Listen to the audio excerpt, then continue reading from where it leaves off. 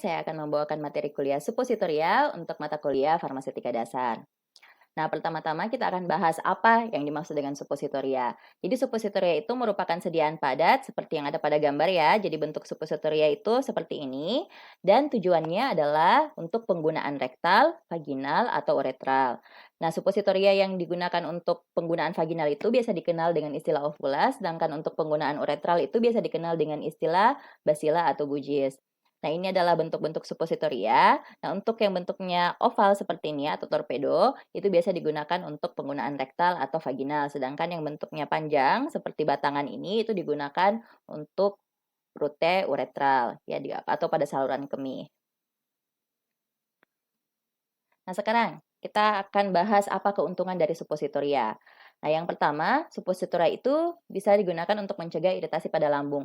Jadi ada beberapa bahan obat yang kemungkinan bisa menyebabkan iritasi pada saluran cerna jika diminum atau digunakan melalui rute oral. Nah, ketika dia diberikan melalui rute suppositoria karena dia dimasukkan misalnya melalui rektal atau vaginal itu akan menghindari efek samping tersebut. Kemudian yang kedua, kalau obat-obat yang diberikan melalui suppositoria itu tidak akan melalui metabolisme efek lintas pertama. Nah, yang dimaksud dengan efek lintas pertama ini, jadi obat-obat yang diberikan secara oral atau diminum, ketika dia masuk di saluran cerna kemudian diabsorpsi, maka ada kemungkinan dia akan dimetabolisme oleh hati yang kemudian menyebabkan obat tersebut menjadi inaktif atau tidak lagi aktif. Nah, ketika obat itu diberikan melalui rute lain seperti rute rektal atau vaginal misalnya, kita bisa menghindari hal tersebut.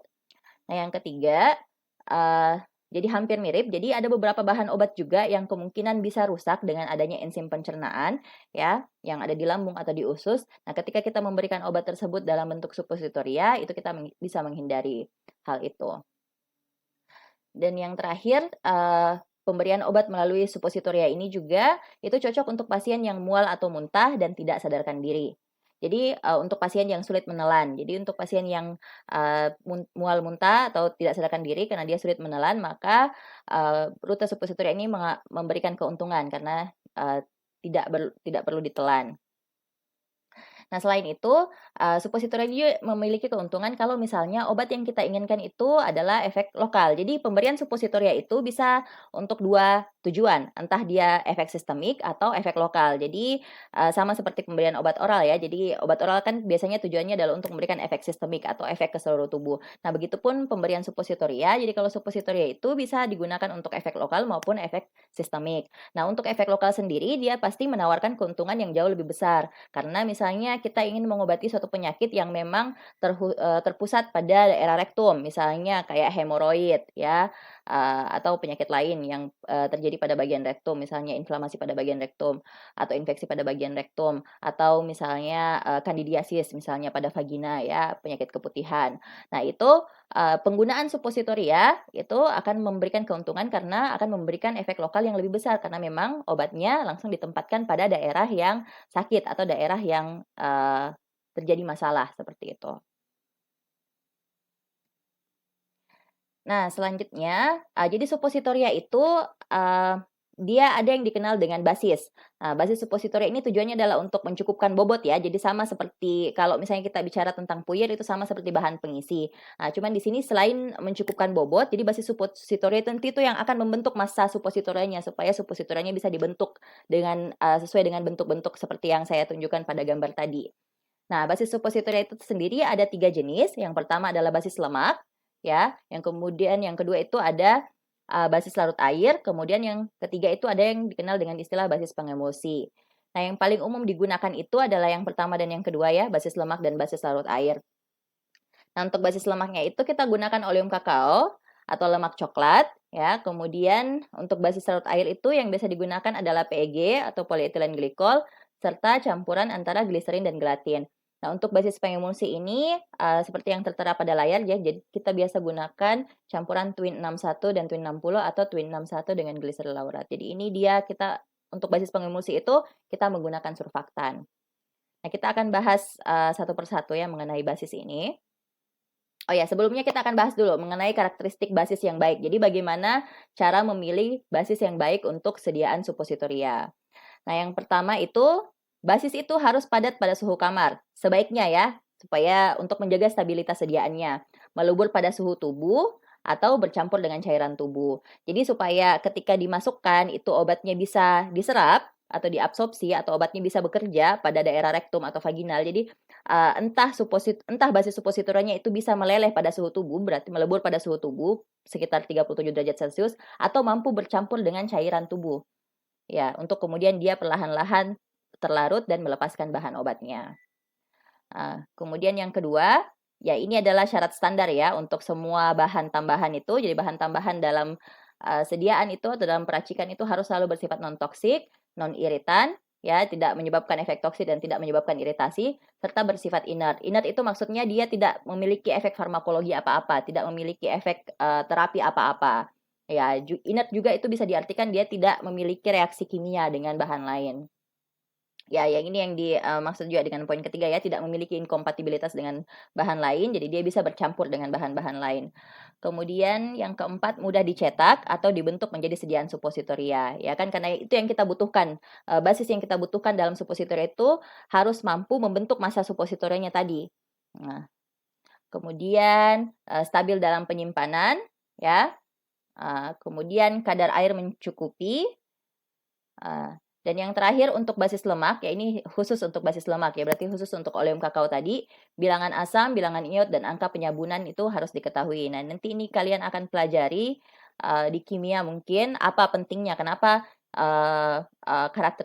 poin-poin ini tentang bilangan asam, bilangan iod, itu berpengaruh tentang karakteristik suatu lemak ya. Jadi karakteristik suatu lemak atau kualitas suatu bahan yang berbasis lemak itu bisa dinilai dari bilangan asamnya, bilangan iod, dan angka penyabunannya. Maka dari itu harus diketahui untuk basis lemak. Nah, sekarang kita akan bahas tentang oleum kakao dulu. Jadi oleum kakao ini adalah lemak coklat, jadi pemberiannya itu seperti ini, ya. Jadi dia warnanya itu putih kekuningan. Nah, ini yang paling sering digunakan sebagai basis supositoria karena yang paling mudah dicetak gitu ya. Terus dia juga relatif murah dibandingkan dengan basis jenis yang lain. Nah, dan ini merupakan basis yang paling pertama digunakan untuk pembuatan supositoria. Nah, cuman ada yang perlu diperhatikan karena oleum kakao ini jadi dia itu memiliki polimorfisme. Polimorfisme itu artinya suatu bahan dia itu bisa memiliki beberapa bentuk kristal gitu dan sifat sifat fisikokimia dari kristal-kristal tersebut berbeda. Nah, ternyata ada empat bentuk kristal untuk oleum kakao ini, ada bentuk alfa, ada bentuk beta, ada bentuk beta stabil, ada bentuk gamma. Nah, jadi di sini beda karakteristiknya berbeda-beda ya. Ini TM ya, ini melting point atau titik leburnya. Jadi titik leburnya itu kalau untuk yang bentuk alfa dia 24 derajat. 24 derajat Celcius. Kalau bentuk beta itu 28 sampai 31 derajat Celcius. Bentuk beta stabil itu 34 sampai 35 derajat Celcius. Kemudian yang bentuk gamma itu 18 derajat Celcius. Nah, ini yang perlu diperhatikan karena yang kita inginkan sebagai basis supositori tadi seperti yang saya jelaskan ya, untuk karakteristik basis yang baik kan kita inginkan basisnya itu bisa melebur pada suhu tubuh. Nah, kita perhatikan di sini dari 4 bentuk polimorfisme ini, yang paling mendekati suhu tubuh adalah bentuk beta stabil, ya kan? Karena titik leburnya berada pada kisaran 34 sampai 35 derajat Celcius. Sementara kita ketahui bahwa suhu tubuh manusia adalah normalnya 37 derajat Celcius. Nah, jadi cara untuk mencapai supaya oleum kakao ketika kita buat menjadi sediaan supositoria atau ketika kita gunakan sebagai basis supositoria, supaya kita bisa mencapai bentuk beta stabil ini, itu biasanya kan kita dalam pembuatan supositoria itu ada beberapa metode, namun yang paling sering digunakan untuk pembuatan dengan basis oleum kakao ini adalah metode cetak tuang yang awalnya basisnya itu dilebur terlebih dahulu. Nah, pada saat kita melebur itu jadi tidak boleh dilelehkan secara sempurna, tidak boleh dilelehkan 100%. Nah, hanya dilelehkan 2/3 bagian saja. Jadi ketika kita melelehkan oleum kakao untuk digunakan sebagai basis supositoria itu tidak boleh, jadi kalau dilelehkan ini dia bisa nanti seperti minyak ya, betul-betul cair, itu tidak boleh sampai seperti itu. Ya, karena ketika kita melelehkan seperti itu, kemudian langsung kita dinginkan, jadi lelehan yang sempurna yang langsung didinginkan itu akan membentuk kristal yang bentuk alfa. Dan bentuk alfa ini titik leburnya 24 derajat Celcius. Berarti ketika kita nanti buat sediaan supositoria, disimpan di suhu ruangan, dia cepat meleleh, ya kan? Karena titik leburnya adalah 24 derajat Celcius. Sementara suhu ruangan, apalagi kalau di Indonesia itu bukan lagi 25 derajat ya, bisa sampai 28 sampai 30 derajat. Nah, itu berarti ada besar kemungkinan untuk sediaannya tidak stabil selama penyimpanan. Nah, sedangkan kalau misalnya kita hanya lelehkan 2/3 bagian saja, jadi cara melelehkan oleum kakao yang benar ketika kita mau membuat sediaan supositoria, itu dilelehkan sampai dia bisa dituang, ya. Yang penting dia sudah bentuknya itu sudah bisa dituang di cetakan atau sudah bisa dibentuk menjadi supositoria itu sudah cukup. Jadi tidak perlu sampai betul-betul cair, ya. Dengan melelehkan 2/3 bagian saja ini, itu diharapkan masih ada bentuk kristal beta yang stabil, yang nanti ini akan ketika didinginkan itu, dia akan merangsang kristal-kristal yang lain untuk berada pada bentuk beta yang stabil, sehingga titik leburnya itu bisa tetap berada pada 34 sampai 35 derajat Celcius. Ya. Jadi seperti itu cara pengerjaan oleum kakao yang benar untuk digunakan sebagai basis supositoria. Nah, yang selanjutnya akan ada yang dikenal dengan istilah perhitungan nilai tukar. Nah, apa yang maksud dengan nilai tukar ini? Jadi kan kalau kita membuat obat dengan ke dalam bentuk supositoria itu, kita meracik atau membuat sediaan supositoria, itu kan nanti campurannya akan dituang ke dalam cetakan. Nah, cetakan itu walaupun kita tahu ya cetakan itu misalnya cetakan untuk 2 gram oleum kakao. Ya, tapi kan cetakannya itu dia berdasarkan volume, bukan bobot. Jadi ketika kita tambahkan bahan lain, kita harus tahu bahan yang lain ini bobot segitu itu bisa menggantikan seberapa banyak bobot oleum kakao karena massa jenis dari kedua bahan ini pasti beda. Massa jenis antara oleum kakao dengan bahan aktif itu beda. Jadi kita harus tahu ketika misalnya kita tambahkan 200 mg bahan aktif ke dalam campuran itu ya. Misalnya untuk supositoria yang berbobot 2 gram ya. 2 gram oleum kakao ditambah dengan hingga 2 gram oleum kakao gitu kan. Ketika kita tambahkan bahan aktif 200 mg misalnya ya, bahan aktifnya bobotnya adalah 200 mg ya. Kita harus tahu 200 mg bahan aktif itu volumenya sama dengan berapa miligram oleum kakao sehingga kita tahu berapa oleum kakao yang tergantikan di dalam cetakan ketika kita mencetak supositoria tersebut. Jadi itu yang dimaksud dengan nilai tukar karena setiap bahan itu kan memiliki massa jenis atau densitas yang berbeda sehingga kemampuannya untuk mengisi ruang atau volumenya itu pasti berbeda-beda. Jadi perbandingan antara bobot dengan volumenya itu pasti beda. Nah, jadi itu ketika kita mau membuat supositoria dengan metode cetak tuang ini, kita harus paham bagaimana perhitungan nilai tukar. Nah, kemudian kalau kita menggunakan basis dengan oleum kakao, itu kita tidak boleh, jadi kita harus menghindari menggunakan air sebagai pelarut bahan obat. Jadi kalau kita campurkan air, jadi misalnya ada bahan obat ya, dia larut air, kemudian kita larutkan terlebih dahulu misalnya dengan air, kemudian baru ditambahkan dengan basisnya oleum kakao. Nah, itu ketika kita cetak itu akan terjadi pemisahan. Jadi akan terjadi 2 fase antara fase air sama fase minyaknya ya, karena ini kan dia hidrofobik ya. Karena dia berbasis lemak. Jadi nanti bisa terjadi pemisahan pada proses pendinginan, jadi nanti obatnya itu tidak akan merata ada pada di basis oleum kakaonya. Kemudian yang selanjutnya adalah basis yang larut air. Jadi contoh yang pertama adalah polyethylene glycol atau PEG. Nah, PEG ini itu ada berbagai macam ya. Jadi ini adalah satu gugus ethylene glycol. Jadi kalau polyethylene glycol artinya gugus ethylene glycol yang berulang ya. Nah, polyethylene glycol itu ada banyak macamnya dan diberi kode. Nah, kalau kodenya dia di bawah 1000 itu berarti PEG-nya bentuk cair. Jadi PEG 400, PEG 600 itu bentuknya cair. Sedangkan kalau dia PEG di atas 1000 itu kodenya berarti dia bentuknya padat ya. Jadi penggunaan PEG sebagai basis supositoria itu sebenarnya harus dioptimasi. Ada formula yang sudah ada di referensi-referensi. Misalnya kita menggunakan kombinasi PEG 400 dengan PEG 4000 sekian-sekian. Itu sudah ada formulanya. Nah, cuman biasanya itu tergantung bahan aktifnya itu harus dioptimasi lagi. Biasanya digunakan untuk kombinasi ya, PEG cair dan PEG padat. Kemudian PEG 400 itu paling sering ditambahkan ya, jadi biasanya digunakan PEG 400 dengan kombinasi PEG yang padat, itu untuk mencegah keretakan pada supositoria. Nah, terus karena polyethylene glycol ini sifatnya dia higroskopis ya, bisa menarik air. Jadi ketika kita menggunakan supositoria dengan basis PEG ini dimasukkan misalnya di rektum, itu bisa menyebabkan rasa nyeri karena dia akan menarik cairan, menarik air gitu. Nah, kalau misalnya dia kadar air di dalam sediaannya itu di bawah 20%, itu maka harus dibasahi terlebih dahulu sebelum digunakan. Kemudian polietilen glikol ini sebenarnya dia tidak melebur pada suhu tubuh, tapi dia melarut atau bercampur dengan cairan tubuh.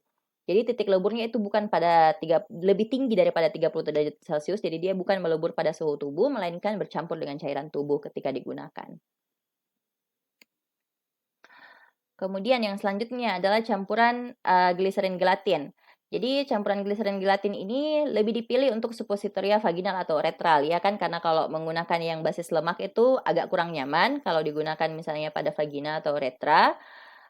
Kemudian dia ini juga merupakan basis yang bisa bercampur dengan air atau cairan pada membran mukosa.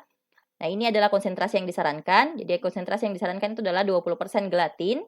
Jadi 20% gelatin, kemudian 70% gliserin, dan 10% air yang mengandung bahan obat. Jadi bahan obatnya itu dilarutkan dulu di dalam air yang jumlahnya itu adalah 10% dari keseluruhan bobotnya. Nah, kemudian karena kadar air yang tinggi diperlukan penambahan pengawet seperti metilparaben.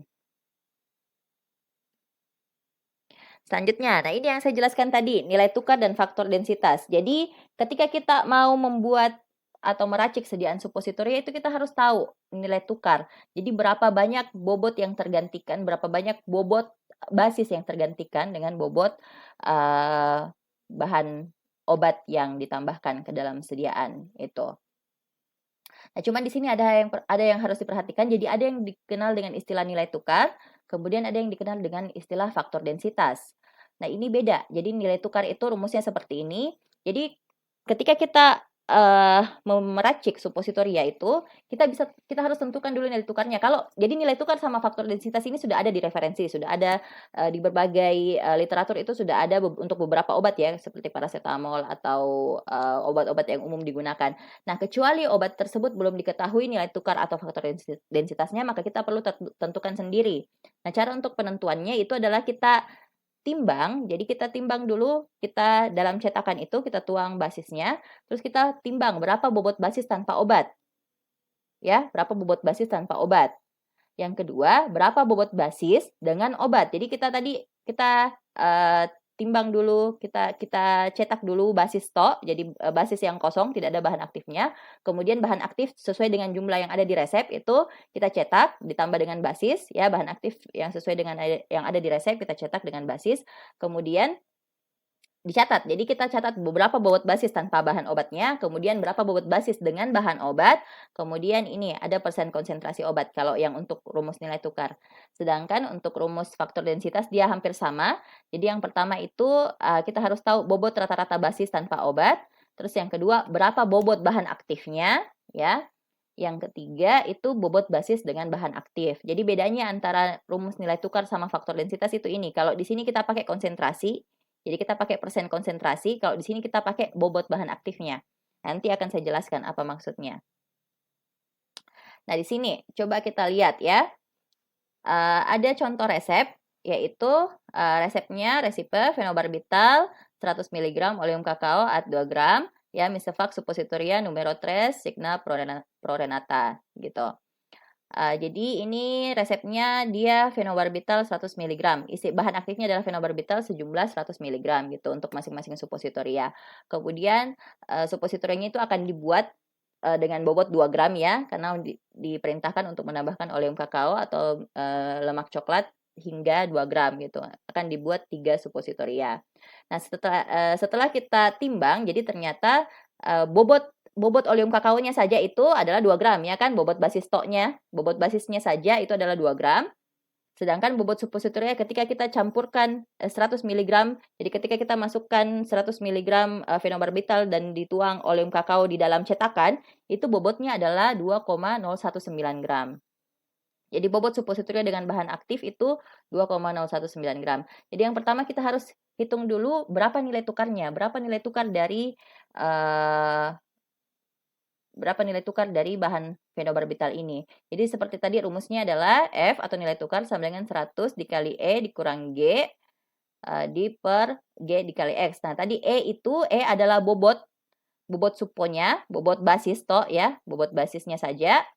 Kemudian G itu adalah bobot basis ditambah dengan bahan aktif. Jadi yang ini 2,019. Ya, jadi G itu adalah 2,019, 5 itu 5%, ya. 5% itu maksudnya konsentrasinya fenobarbital. Jadi 100 mg dari 2 gram, ya. Ini kalian bisa hitung sendiri. Ya, jadi ingat ya, persen B per B. Jadi 100 mg dari 2 gram itu sama dengan 5%. Ya. Jadi dari rumus ini kita dapat hasilnya seperti ini, 200 dikurang 201,9 dibagi 10,095 ditambah 1. Jadi jangan lupa ini tambah satunya. Ya, dari hasil itu kita dapatkan minus 0,188 ditambah 1. Kita dapatkan nilai F atau nilai tukarnya adalah 0,81. Jadi ini nilai tukar untuk fenobarbital. Nah, yang kedua, kita hitung faktor densitas. Faktor densitas itu rumusnya DF sama dengan B dibagi A kurang C ditambah B. Nah, B itu adalah bobot bahan aktif. Jadi bobot bahan aktifnya kan 100 mg ya, 100 mg atau 0,1 gram. Jadi di sini harus diubah menjadi gram. Jadi sama juga di sini ini tadi semuanya kita ubah ke dalam bentuk gram ya. Kita ubah dalam bentuk gram. Nah, kecuali yang konsentrasi ya, konsentrasinya itu dalam bentuk ini persen, yang X ya. Nah, yang di sini itu semuanya kita ubah dalam bentuk gram. Jadi, faktor densitas atau density factor itu rumusnya B dibagi A kurang C ditambah B. Jadi, B itu adalah bobot bahan aktif. Kemudian A itu adalah bobot basis tanpa bahan aktif ya. Kemudian C itu adalah bobot basis ditambah dengan bahan aktifnya. Jadi bobot supositoria secara keseluruhan ditambah ini adalah bobot bahan aktif. Nah, bahan aktifnya kan 100 mg. 100 mg itu sama dengan 0,1 gram. Jadi di sini B-nya diganti 0,1. Kemudian dibagi A tadi itu adalah bobot basis ya, tanpa bahan aktif. Jadi 2 gram. Terus kemudian dikurang bobot supositoria dengan bahan aktif. Jadi bobot keseluruhan dikurang 2,019 ditambah B. B itu adalah bobot bahan aktifnya lagi berarti 0,1. Nah, berarti density factornya sama dengan 0,1 dibagi 0,081 didapat hasilnya DF sama dengan 1,23. Nah, selanjutnya, kapan kita pakai nilai tukar dan kapan kita pakai faktor densitas. Jadi, ketika kita mau menentukan berapa jumlah oleum kakao yang ditambahkan, ya. Nah, jadi di sini kalau misalnya kita cuma lihat resepnya ya, kita enggak tahu, kita belum tahu yang ini, kita belum tahu bagian yang ini, bobot supositoria totalnya ya. Jadi jumlah oleum kakao yang ditambahkan itu kita harus hitung berapa bobot yang tergantikan. Bobot yang tergantikan ini maksudnya adalah berapa bobot basis yang tergantikan dengan 100 mg fenobarbital ini. Karena seperti yang kita ketahui tadi, kalau kita mencetak itu kan berarti volume ya, bukan bobot. Karena dalam cetakan itu volume, bukan bobot. Berarti kita harus tahu ketika kita menambahkan 100 mg fenobarbital itu menggantikan berapa miligram dari si oleum kakaonya. Nah, jadi kita harus hitung yang namanya bobot tergantikan. Bobot tergantikan itu berapa bobot bahan obatnya dikali F. Nah, bobot bahan obatnya kan tadi dia 100 mg ya. 100 mg itu sama dengan 0,1 gram. Jadi ini diubah menjadi gram. 0,1 gram dikali 0,81 gram. 0,81, sorry. 0,81 F-nya ya. Dapat hasilnya adalah 0,081 gram. Nah, kemudian bobot oleum kakaonya karena dia disuruh diperintahkan untuk membuat supo dengan bobot 2 gram ya, supositoria dengan bobot 2 gram, berarti bobot oleum kakaonya itu sama dengan 2 gram dikurang 0,081 gram karena ini tadi bobot yang tergantikan. Berarti oleum kakao yang harus ditambahkan adalah 1,919 gram. Ya, dari sini 1,919 gram itu berarti bobot total supositoranya sama dengan 1,919 gram ini ditambah 0,1 ya bobot bahan aktifnya. Berarti bobot total supositoranya adalah 2,019 gram sama dengan ini. Ya. Nah, apa maksudnya ini? Ketika misalnya kita hanya menambahkan kan kalau normalnya saya bisa langsung mengurangi. Jadi 2 gram dikurang 100 mg kan dapat 1900 mg, ya kan? Kalau saya mencampurkan 1900 mg oleum kakao langsung dengan fenobarbital 100 mg tanpa menghitung nilai tukarnya, pasti di dalam cetakan nanti itu akan terjadi penyusutan karena tidak sesuai dengan volume cetakannya, ya. Kita hanya menggantikan bobot sementara densitas atau massa jenis fenobarbital itu berbeda dengan massa jenisnya oleum kakao. Jadi itu yang harus dipertimbangkan. Kita harus tahu ketika kita menambahkan 100 mg fenobarbital itu berapa bobot oleum kakao yang tergantikan dengan volume yang sama gitu.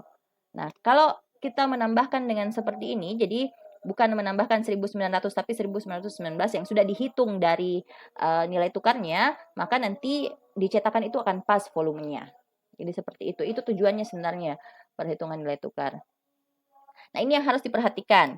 Kalau di nilai tukar, kalau yang diketahui adalah nilai F atau nilai tukar itu dikali ya. Jadi bobot tergantikan itu bobot bahan obatnya dikali dengan F.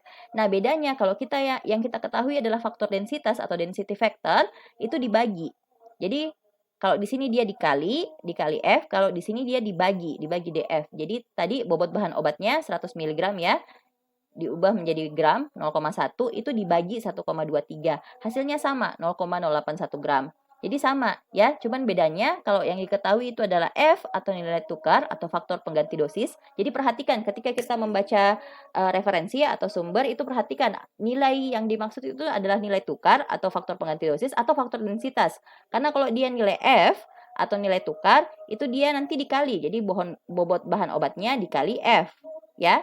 Kemudian kita dapat hasilnya seperti ini. Tapi kalau kita dapat faktor densitas itu DF itu dibagi. Jadi bobot bahan obat dibagi DF. Nah, hasilnya sama. Jadi sama bobot total suppositorium itu sama dengan 2,019 gram. Ya, jadi ini semoga dipahami ya bagaimana cara perhitungan nilai tukar dan perhitungan berapa jumlah basis yang ditambahkan. Nah, kemudian yang selanjutnya, cara pembuatan suppositoria. Cara pembuatan suppositoria itu yang pertama dengan tangan. Jadi kalau dengan tangan ini pembuatan yang manual ya. Jadi setelah pencampuran, setelah bahan aktif digerus misalnya dengan basis, itu masanya dibentuk dengan tangan. Terus yang kedua adalah metode cetak tuang, metode panas. Jadi metode panas ini jadi basis dilebur ya, basis dilebur kemudian ditambahkan bahan obat dan campuran itu dituang ke dalam cetakan. Iya, nanti cetakannya itu ditaruh di dalam es ya untuk didinginkan supaya suppositorinya lebih cepat terbentuk. Nah, kemudian yang ketiga itu adalah metode kompresi atau metode dingin. Nah, kalau ini metode dingin ini dia basisnya tidak dilebur tapi hanya dicampur kemudian nanti dicetak dengan tekanan tertentu. Itu metode kompresi. Nah, kemudian yang selanjutnya ini adalah pengerjaan khusus. Ada beberapa bahan yang perlu diperhatikan pengerjaan khusus untuk suppositoria.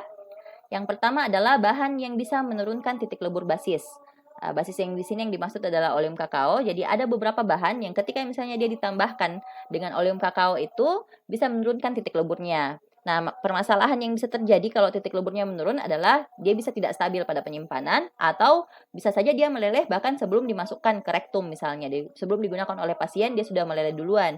Jadi itu yang harus dihindari. Nah, untuk bahan-bahan yang bisa menurunkan titik lebur basis, jadi contohnya adalah kloralhidrat, kamfer, fenol, salol, dan minyak atsiri. Jadi pengerjaannya itu di dalam basis itu harus ditambahkan spermaceti ya.